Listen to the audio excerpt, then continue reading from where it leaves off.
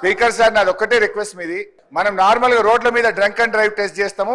ఇప్పుడు అసెంబ్లీలో కూడా బయట డ్రంక్ అండ్ డ్రైవ్ టెస్ట్ చేయాల్సిన అవసరం కనబడతా ఉంది. కొంతమంది సభ్యులు పొద్దున్నే బాగా డ్రంక్ చేసి సభలోకి రావడం వల్ల వాళ్ళు ఏం మాట్లాడుతుందో సోయి లేకుండా మాట్లాడే పరిస్థితి వచ్చింది. బాగా అనుభవజ్ఞులు, చాలా సీనియర్ మోస్ట్ మాజీ మంత్రివర్యులు హరీష్ రావు గారు ఇంతకు ముందు మాట్లాడిన వర్డ్ చాలా బాధాకరమైంది. సభకే కాదు సమాజం తలదించుకునే పదం వాడటం జరిగింది.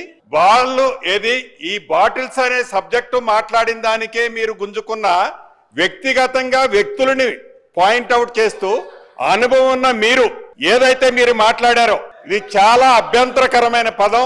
దీనికి సభా సాక్ష్యంగా మీరు క్షమాపణ చెప్పాలని డిమాండ్ చేస్తున్నాను. గౌరవ మాజీ మంత్రివర్యులు మాట్లాడింది మరి వాళ్ళు వాళ్ళ ప్రతిపక్ష నాయకుని ఉద్దేశించి మాట్లాడినట్టున్నారు.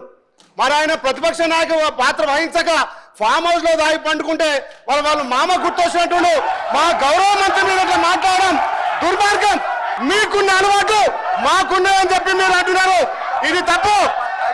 అధ్యక్ష, గతంలో చూడండి మీ మాజీ ముఖ్యమంత్రి హెలికాప్టర్ లో తాగి పడ్డ సంగతి ఏ తెలంగాణ ప్రజలు తాగి ఎవరు హెలికాప్టర్ కింద పడ్డారు, తాగి ఎవరు ఫామ్ హౌస్ ఉంటున్నారు.